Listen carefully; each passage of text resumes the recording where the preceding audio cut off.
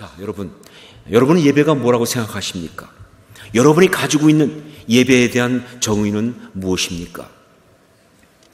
예배에 대한 여러 가지 정의가 가능한 가운데 특별히 오늘 말씀 가운데 보면 아주 중요한 것이 하나 나오는데 바로 그것을 저는 오늘 여러분과 나누기를 원합니다. 저는 이 말씀을 통해서 바로 이제부터 여러분과 저의 예배가 달라질 수 있기를, 정말 우리 예배가 더 아름다워질 수 있기를, 정말 그 모든 은혜와 기쁨과 능력을 예배를 통하여 체험함으로 정말 삶 가운데 아름다운 축복을 누리며 살아가는 그 이야기가 있을 수 있기를 바라는 것이죠. 예배는 무엇일까? 우리 16절 말씀을 함께 읽도록 하겠습니다. 16절을 같이 읽습니다. 이스라엘 자손과 제사장들과 레위 사람들과 기타 사로잡혔던 자의 자손이 즐거이 하나님의 성전 봉헌식을 행하니. 여기서 여러분이 주목해야 될 단어가 바로 성전 봉헌식이라고 하는 단어입니다. 이 성전 봉헌식, 특히 봉헌식, 이 말은요 히브리어로 말하면 하누카라는 말이에요. 신약 성경에 보면 수전절이라는 것이 나옵니다. 요한복음 10장 22절이 나오는데 그게 하누카죠. 그리고 지금도 유대인들이 절기로서 하누카를 지키고 있는데 바로 그 단어입니다. 물론 신약에 나오는 그 절기, 그리고 지금도 유대인들이 지키고 있는 그 하누카는요 주전 164년 마카비 혁명의 성공으로, 그래서 정말 그 유다 사람들을 지배하고 있던 셀류커스, 그 헬라 세력을 몰아내고 그리고 성전을 다시 찾았을 때 그때 그 성전을 봉헌하면서 지킨 그날이에요. 그날을 기념하면서. 그래서 하누카 이렇게 얘기했지만 그러나 사실 이 하누카라는 단어는요 그날만을 말하는 것이 아닙니다. 사실 모든 성전 봉헌을 하누카 이렇게 말할 수 있어요. 그렇기 때문에 이런 면에서 본다면 원조 하누카는 언제냐라고 할 때 출애굽기 40장, 즉 성막을 봉헌했을 때 그때가 바로 원조 하누카죠. 그 다음 하누카는 어떤 것이냐? 바로 열왕기상 8장 솔로몬의 성전을 봉헌했을 때. 그리고 그 다음은 또 언제냐? 바로 우리가 읽은 에스라 6장, 이 스룹바벨과 돌아온 자들이 성전을 이제 다시 세워서 봉헌했을 때. 그리고 마지막은 주전 164년 마카비 혁명으로 이루어진 하누카, 이렇게 말할 수가 있는 것이죠. 이 모든 것이 상황은 다르고 내용은 다르지만 그러나 성전을 봉헌한다는 면에서는 다 하누카다라고 부를 수가 있는 것입니다. 자, 그런데 그러면 이 하누카의 핵심이 뭐냐 하는 거죠. 하누카 굉장히 중요한데 이 하누카의 핵심이 뭐냐? 여러 가지 정치적이고 역사적인 어떤 배경이 있지만 그러나 그것과 상관없이 변하지 않는 이 하누카의 핵심은 바로 예배라고 하는 거예요. 예, 하누카는요 그냥 봉헌이 아니고 예배의 자리인 성전을 봉헌하는 것을 하누카라고 합니다. 하누카는요 그렇기 때문에 그냥 헌신이 아니라 예배를 드리기 위한 헌신이고, 그냥 회복이 아니라 예배를 회복한 날, 그날이 바로 하누카다 그 말이에요. 마카비 혁명을 성공하고 그들이 정말 예루살렘 성전을 다시 탈환했을 때 그때의 모습에 대해서 외경인 마카비서에 다음과 같이 말하고 있습니다. 적을 물리치고 성전에 들어서니 제단은 오염되었고 성전의 문들은 불타버려 부서져 있었다. 성전 뜰에는 잡초가 자라고 제사장들의 방도 다 무너진 채 방치되어 있었다. 처참한 모습에 유다와 그의 군인들은 옷을 찢고 머리에 재를 쓰고 땅바닥에 주저앉아 얼굴을 땅에 대고 통곡하였다. 유다 마카비는 신실한 제사장들을 세워 성전을 정결케 하였다. 부정한 돼지로 더러워진 제단은 허물어버리고 새로운 돌로 새 제단을 만들었다. 또한 금관과 금방패를 만들어 새롭게 봉헌하고 부서진 문들을 만들어 달고 무너진 방들을 수축하였다. 마카비 혁명은 정치적 혁명이 되고 말았습니다. 그래서 하스몬 왕가라고 하는 왕가가 세워졌으니까. 하지만 그 마카비 혁명의 출발은요 바로 예배의 결단이었어요. 그 당시에 그 이스라엘을 지배하고 있던, 유다를 지배하고 있던 셀류커스 왕조는요 헬라화를 추구하면서 그래서 성전 가운데다가 제우스 신상을 세우고 거기에 헬라식 제사를 드리도록 사람들한테 강요한 거예요. 그때 바로 그러한 잘못된 제사에 대해서 단호히 거부하면서 그러면서 일어선 사람이 모디인의 제사장인 마타디아라는 사람입니다. 예, 거의 죽음이었어요. 그렇게 한다면 곧 죽을 수밖에 없는 상황이지만 그러나 목숨을 걸고 예배를 위한 결단한 것이 바로 마카비 혁명의 시작이었어요. 그리고 이 혁명의 마무리는 어떻게 됐느냐? 이제 그 아버지 뒤를 이어서 혁명을 마무리한 유다 마카비, 셋째 아들이죠.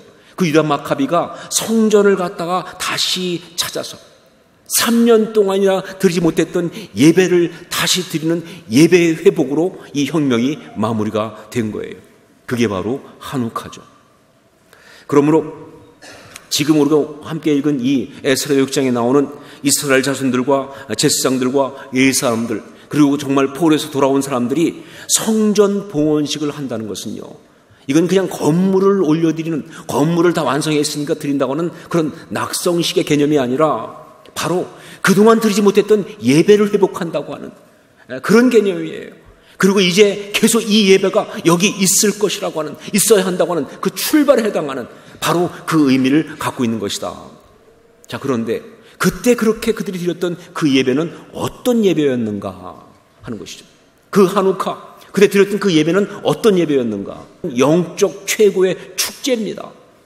이것이 바로 그때 예배의 정서라는 것이죠. 자, 그런데 여러분, 이것은요, 그때 그날만 적용되는 그런 정서가 아니에요. 이건 바로 모든 예배가 어떠해야 하는지 바로 그것을 말해주는 모든 예배의 정서입니다. 이게 중요하죠. 혹시 이렇게 말하면 여러분이 그거는 일반화의 오류가 아닙니까? 이렇게 말할지 모르겠어요. 그런데 여러분, 성경은요, 어느 시대 어떤 상황에 나와 있는 아주 구체적인 이야기를 다루고 있지만, 그러나 그 이야기를 통해 동시에 성경은요, 모든 시대 모든 사람에게 적용되는 영적 원리 비밀을 이야기하고 있어요. 그게 성경입니다. 왜 그게 가능하냐면요, 예, 그래요, 사람은 달라요. 정말 그때 사람과 지금 사람이 다 다를 수 있지만 그러나 같은 것이 있잖아요. 뭐가 같습니까? 바로 하나님이 같다는 거죠. 같은 하나님이에요. 그때 그들이 섬겼던 하나님이나 지금 우리가 섬기는 하나님이 같은 하나님이기 때문에 아주 구체적인, 아주 어떤 특정한 시대 이야기를 가지고 모든 사람에 해당되는 영적 원리를 말할 수가 있는 거예요. 그렇기 때문에 그때 한우카의 그 예배의 정서는 바로 지금 우리 모든 사람의 예배의 정서가 되어야 하는 것이죠. 다시 말합니다. 예배는 그러므로 축제입니다. 자, 그러면 예배를 통해서 그렇게 기뻐하고 즐거워하는 것이 그 근거가 있는 것이냐? 왜냐하면요, 여러분, 만약에 그럴 수 없는데, 근거도 없는데 그냥 기뻐하자, 그냥 즐거워하자, 그냥 행복한 척하자 라고 하는 것이라면 이거 문제가 있어요. 이건 일종의 뭐예요? 감정 조작입니다. 전문 용어는 감정 조작이고, 그냥 우리 식으로 말하면 미친 거죠, 그렇죠? 약간 미친 거예요. 자기 최면, 아니면 집단 최면, 그런 걸 수 있어요. 그리고 여러분, 그렇게 되면요, 문제가 뭐냐? 그런 식으로 감정을 조작하고 그런 식으로 인위적으로 감정을 이렇게 업시키게 되면요, 올리게 되면요, 그것이 끝난 다음 후유증이 심각합니다. 이제 끝난 다음에 떨어질 때는요, 더 극심한 어떤 절망 속으로 들어갈 수밖에 없어요. 굉장히 심각한 문제가 되는 거예요. 그러니까 정말 이렇게 예배 시간에 기뻐하고 즐거워하는 것이 근거가 없다고 한다면요, 이건 문제가 심각하죠. 그런데 아니에요. 예배를 통해서 우리가 이렇게 기뻐할 수 있는 이유가 있어요. 예배를 통해서 이렇게 우리가 즐거워할 수 있는 이유가 있습니다. 근거가 있다는 것이죠. 분명한 영적 근거가 존재하기에 이게 축복인 거예요. 어떤 근거가 있느냐? 첫째로 바로 하나님의 사랑이라고 하는 근거가 있습니다. 하나님의 사랑. 예배를 드리는 사람은요, 그 예배를 드리면서 말이죠, 정말 가장 기본적으로 확인하는 게 바로 뭐냐? 하나님의 사랑. 지금도 변하지 않고 나를 사랑하시는 그 하나님의 사랑을 기본적으로 확인하고 누린다는 것이죠. 그러니 기뻐하지 않을 수가 없죠. 그러니까 정말 감사하지 않을 수가 없죠. 즐겁지 않을 수가 없는 거예요. 나를 향한 하나님의 사랑. 특별히 예배 가운데 하나님의 사랑이 우리 가운데 임하는 그것은요, 두 가지의 어떤 그런 구체적인 내용을 통해서 우리가 알게 되는데, 그 첫 번째가 바로 뭐냐면 소속을 확인하면서 그 사랑을 우리가 누리게 돼요. 소속을. 우리 21절 말씀을 함께 읽도록 하겠습니다. 21절 같이 읽습니다. 사로잡혔다가 돌아온 이스라엘 자손과 자기 땅에 사는 이방 사람의 더러운 것으로부터 스스로를 구별한 모든 이스라엘 자손 사람들에게 속하여 이스라엘의 하나님 여호와를 찾는 자들이 다 먹고, 누가 유월절을 먹는가라는 이야기인데 보니까 사로잡혔다가 돌아온 이스라엘 자손들만 먹는 것이 아니라 그 땅에 살면서 부정한 사람들과 갈라서서 이스라엘 사람 편이 되어서 그들과 함께 이스라엘 하나님을 섬기기로 작정한 모든 사람들, 그들이 함께 먹었다 이렇게 돼 있어요. 그러니까 살아왔던 환경과 지금 상황이 다르다 할지라도 오직 한 가지 공통점 바로 뭐냐? 다 하나님께 속한 자들. 혈통이 아니에요. 신앙입니다. 하나님께 속한 자들이 유월절을 먹었다는 것이죠. 여러분, 예배를 드리는 순간 정말 우리가 새삼스럽게 확인할 수 있는 건 바로 뭐냐? 우리가 하나님의 자녀라는 것입니다. 하나님의 백성이라는 거예요. 내가 수없이 말하지만 하나님의 자녀 아니고는 하나님께 예배할 수가 없어요. 하나님 백성 아니고는 하나님 앞에 예배할 수가 없어요. 여러분, 우리가 드린 예배는요, 막연한 신적 존재에게 하는 예배가 아닙니다. 어떤 미지의 신에게 올리는 예배가 아니에요. 여러분, 정말 그 예배가 진짜 예배라고 한다면 그 예배는요, 살아계신 하나님, 아니 그냥 하나님 아니라 우리 하나님 아버지한테 예배하는 거예요. 그러니까 예배 드리는 순간 하나님 아버지가 정말 자녀인 우리한테 정말 그 어떤 자녀된 그 소속의 확인을 해주시는 역사가 예배를 통해 일어난다는 것이죠. 그게 사랑이에요. 우리가 남이가만 해도 사랑이 느껴지는 판인데 말이죠. 하나님 아버지, 난 그의 자녀인데 이 사랑이 어떻게 행복하지 않을 수가 있겠습니까? 이게 어떻게 즐거움이 아닐 수가 있겠습니까? 정말 그 소속에 자녀된 우리를 향한 하나님 아버지, 그 앞에 나가는 자녀된 우리, 이 소속에서 오는 이 사랑의 감격이 바로 우리의 기쁨의 이유가 되고 즐거움의 근거가 된다, 그런 이야기죠. 또 한 가지, 하나님의 그 사랑은 어떻게 우리가 누릴 수 있느냐라고 할 때, 우리 하나님 아버지께서 그동안 우리를 너무나 구체적으로 돌보아 주셨음을 확인하면서 그 사랑을 누리는 것입니다. 우리 하나님 아버지께서 그동안 너무나 구체적으로 우리를 돌보아 주셨음을 확인하면서, 그러면서 그 사랑을 누리는 것이다. 우리 22절 말씀을 함께 읽도록 하겠습니다. 22절 같이 읽습니다. 즐거움으로 이래 동안 무교절을 지켰으니 이는 여호와께서 그들을 즐겁게 하시고 또 아수르 왕의 마음을 그들에게로 돌려 이스라엘의 하나님이신 하나님의 성전 건축하는 손을 힘있게 하도록 하셨음이었더라. 여러분, 하나님은요, 우리한테 그동안 아무것도 안 하신 것이 아니었습니다. 아니, 정확히 말하면 지금 우리가 이 자리에 있다는 것이 바로 뭐냐? 하나님이 돌보아 주셨으니 여기까지 온 것이다. 비록 살아가면서 우리가 원하는 대로 되지 않는 것이 많이 있어서, 그래서 우리는 정말 인생은 실패했다고, 잘 안 되고 있다고, 되는 일이 없다고, 더 심할 때는 하나님이 나한테 해준 게 뭐가 있냐고 그렇게 생각할지 모르겠지만, 그러나 예배자는 예배를 드리는 그 순간 그가 발견하는 것은 뭐냐? 아니었어요. 하나님이 나한테 정말 너무나 귀하게, 신실하게 너무나 많은 일을 행해 주셨어요. 아니면 내가 여기 와 있을 수가 없어요. 정말 나를 향한 하나님의 행하신 그 모든 일은 너무나 놀랍습니다. 얼마나 그 아름다운 손길 나를 돌보아 주셨는지 그 사랑을 깨닫고 누리는 것이 바로 예배자예요. 저는 이 말씀 중에 나오는 이는 여호와께서 그들을 즐겁게 하시고, 저는 이 말씀 믿습니다. 이 말씀 붙들고 있어요. 그래, 우리 하나님은요, 우리를 즐겁게 하시는 하나님이신 줄 믿습니다. 하나님 우리를 행복하게 하시는 분이세요. 얼마나 많은 일을 행하셨는지 말이죠. 얼마나 정말 많은 축복을 내게 주셨는지.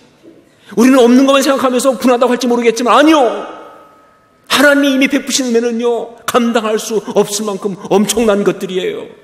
바로 이 사실을 예배를 통해서 다시 한번 확인받는 것이죠. 그게 예배라는 것입니다. 여기 이들이 유월절을 지켰다고 했는데, 그 유월절이 어떤 날입니까? 안타깝게도 지금까지도 유월절 그러면 6월달에 있는 날로 생각하는 분이 아직도 있어요. 아니죠. 유월절. 출애굽 당시에 하나님께서 당신의 백성을 애굽의 종살이에서 구출해낼 때, 그때 바로가 버티니까 그 바로를 치시기 위해서 10가지 재앙을 보내시잖아요. 근데 그 재앙의 마지막, 그것이 바로 장자를 죽이는 재앙이에요. 그때 이 마지막 재앙을 내리면서 하나님은요, 온 애굽에 있는 모든 초태생을 다 죽이는데, 그런데 그렇게 되면 이스라엘 사람도 다 죽게 되니까 당신의 백성만큼은 보호하시기 위해서. 그래서 이스라엘 백성들한테 말한 게 뭡니까? 양을 잡아서 그걸 가지고 문설조 인방에 피를 바르라고. 그리고 그 안에 있으면 내가 그날 죽음의 칼날로 애굽을 심판할 때, 그때 그 피 바른 집을 보면 내가 건너갈 것이다. 그래서 패스오버, 유월절 아닙니까? 여러분, 그래서 이스라엘 사람들은요, 유월절을 지킬 때마다 두 가지의 사랑을 정말 감동적으로 항상 누려요. 유월절을 지킨다 하는 게 무슨 뜻이냐 할 때 한 가지가 바로 뭐냐? 소속에서 오는 사랑이에요. 우리는 하나님 백성이야. 우리는 하나님께 속했어. 여러분, 이게 기가 막힌 감동이죠. 이 소속에서 오는 사랑. 그리고 또 한 가지가 뭐냐? 바로 하나님의 구체적 돌보심. 그렇게 하시면서 그 상황에서도 당신의 백성을 어떻게 지켜주실까 생각하시면서 그들을 위해 친히 세밀한 돌보심을 만드신 하나님의 돌보심에서 오는 그 사랑.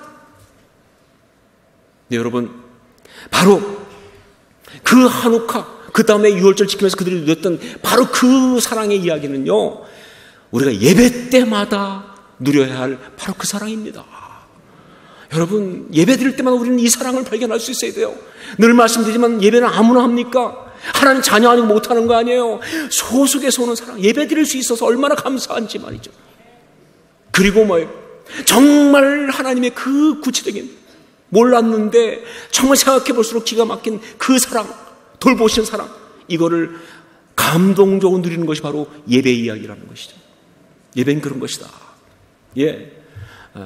예배가 축제일 수밖에 없는 것은, 예배가 정말 즐거움과 기쁨이 가득한 정서일 수밖에 없는 것은 바로 하나님의 사랑 때문에. 그리고 또 한 가지가 있는데 그것은 바로 승리 때문에 그렇습니다. 승리이기에 승리입니다. 승리라고 하는 것, 이것이 바로 예배가 축제가 되고 정말 그 기쁨과 즐거움이 가득한 그런 것이 될 수밖에 없는 또 하나의 이유예요. 그래요. 모든 예배는 승리의 축제입니다. 여러 가지 얘기 말할 거 없어요. 그냥 예배 드리러 왔다는 것만 가지고도, 예배를 드릴 수 있다는 것만 가지고도 이미 이겼다는 뜻이에요. 여러분 믿으세요? 예배를 드렸다는 얘기는 뭐냐? 예배를 드린다는 얘기는 뭐냐? 승리했다는 뜻이에요. 여러분, 단호하게 말하지만 패배자는 예배 못 드립니다. 실패자는 예배 못 드립니다. 아무리 바닥같이 무너졌어도요, 예배하기 시작하는 순간 이미 그는 이겼다는 사실이에요. 이게 예배의 비밀이에요.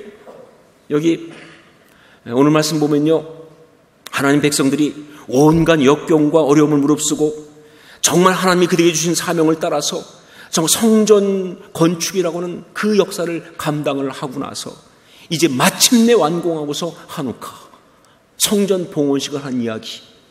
이건 바로 무슨 얘기냐? 모든 예배가 이렇다는 뜻이에요. 얼마나 감격스러웠겠습니까? 얼마나 꿈 같았겠습니까?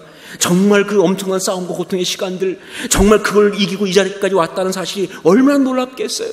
시편에 나온 그대로 정말 여호와께서 시온의 포로를 돌리실 때 우리가 꿈꾸는 것 같아도다.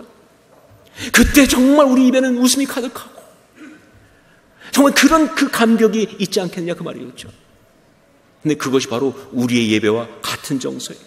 그들만 그런 것이 아니라 바로 우리 예배가 그런 거예요. 드리는 우리 모든 예배가 한우카라니까요. 여러분 생각해 보세요.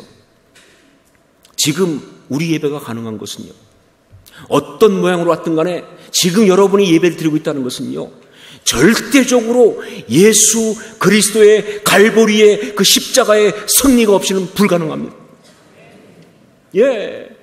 예수 그리스도의 갈보리의 십자가의 승리가 없었다고 한다면 우리는 아무도 예배할 수가 없어요. 우리가 예배한다는 것은 뭐냐? 정말 예배할 때마다 정말 우리가 그 이름을 부르며 찬양한다는 건 무슨 뜻이냐? 그 이름으로 기도한다는 건 무슨 뜻이냐? 정말 그 이름을 가지고 말씀을 보면서 그래서 하나님을 아버지라 부를 수 있다는 게 무슨 뜻이냐? 예수 그리스도의 갈보리의 십자가의 그 승리가 역사했습니다라는 고백 아니냐 그 말이에요. 그렇죠? 그게 없이 안 되는 거예요. 정말 우리는 그걸 자꾸 잊어버려요. 그렇게 예배를 드리면서 그걸 잊어버려요. 아니요. 정말 십자가의 그 승리의 역사가 없이는 예배가 불가능한데, 그러니까 예배는요, 모든 예배는 승리의 예배입니다.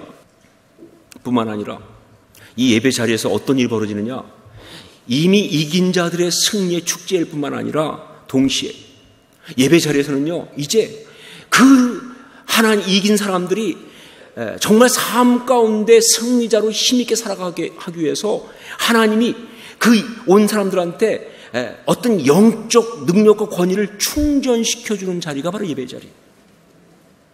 그러니까 정말 이 땅에서 우리가 살아갈 때 승리자로 살아가기 위해서 필요한 그 영적인 힘과 능력을 정말 온전히 채워주는 시간이 예배 시간이에요. 예배 시간에 우리는 정말 충전이 딱 돼서 나가야 돼요. 아주 정말 100%. 어떤 사람은 충전 다 했는데 보니까 아직도 0%인 사람이 있어요. 큰일 납니다. 그렇잖아요. 제일 허무할 때가 그런 거 아니에요? 우리 전화기 같은 거 충전 밤새 했는데 아침 봤더니 0%야. 뭐가 잘못됐어요? 아니요. 예배는 그러면 안 됩니다.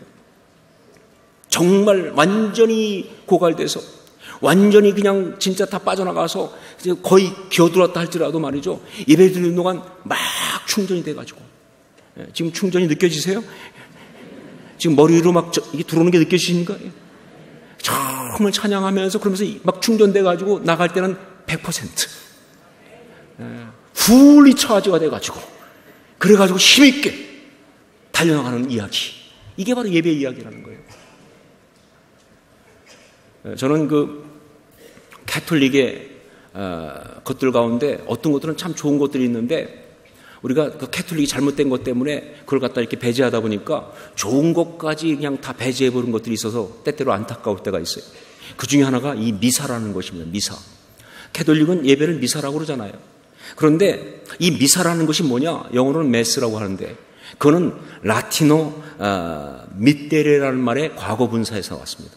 이 미테레, 라틴어 이 미테레라고 하는 단어, 이건 보내다 하는 뜻입니다. 보내다. 그러니까 보내다의 과거 분사가 보냈다, 보내버렸다 하는 것이 바로 미사예요. 그럼 왜 캐톨릭에서는 그 예배를 미사라고 하느냐? 이유는요, 사실 원래 제대로 된 캐톨릭 예배를 간다면 그러면 예배가 다 끝난 다음에 그 예배는 반드시 마지막에 이 말을 하게 돼 있어요. 그게 바로 뭐냐면 이때 미사 에스트라는 말입니다. 이때 미사 에스트. 이 말은 뭐냐면요, go is sent away. 뭐냐? 가라. 보냄받았다. 그게 마지막에 나오고 있어요. 그래서 이때 미사 에스트. 바로 거기서 미사가 온 거예요. 저는 정말 이건 중요한 인사이트라고 생각해요. 그래요. 예배는요, 그게 진짜 예배라고 하면 마지막이 파송으로 끝이 납니다. 절대 예배의 마지막은요, 이별이 아니에요. 많은 사람은 이별로 끝나는 사람이 있어요. 예배 끝나자마자 마지막에 하나님 안녕히 계세요. 다음 주에 올 때까지 편안하게 계십시오. 큰일 납니다. 그러면 결국 뭐예요? 한 주간 동안 혼자 살겠다는 거예요? 아니요, 그럴 수 없다는 것이죠. 예배는 그러면 안 되는 것이죠. 예배는 떠나가는 것이 아니에요. 끝은요, 파송받는 것입니다. 하나님과 함께 하나님 능력 가지고 나가는 거예요. 예배를 확장하는 거예요. 그게 바로 진짜 예배의 의미고, 그런 면에서 파송은 정말 중요하다는 것이죠. 자, 그런데 하나님이 우리를 그렇게 파송하실 때 빈손으로 보내시겠습니까? 하나님이 우리를 파송하면서 정말 아무것도 할 수 없는 무력한 자로 보내시겠냐 그 말이에요. 아니요, 말씀드리지만 진짜 그게 예배라면 이제 나가서 계속 승리의 삶을 살 수 있도록 그 하늘의 권능과 능력을 정말 가득히 채워서 그렇게 능력 가운데 보내신 줄로 믿습니다. 예수님 보여주셨잖아요. 12제자 파송하실 때 뭐예요? 능력과 권세를 주셔가지고 말이죠. 그렇게 보내시잖아요. 그렇죠? 똑같이 우리한테 그렇게 보내신 거예요. 그러니까 예배 드리는 동안 정서는요, 정말 하늘의 기쁨과 하늘의 능력과 하늘의 어떤 그런 즐거움이 가득 찬 그러한 시간이 될 수밖에 없는 것이다. 예배는 바로 그런 것이다.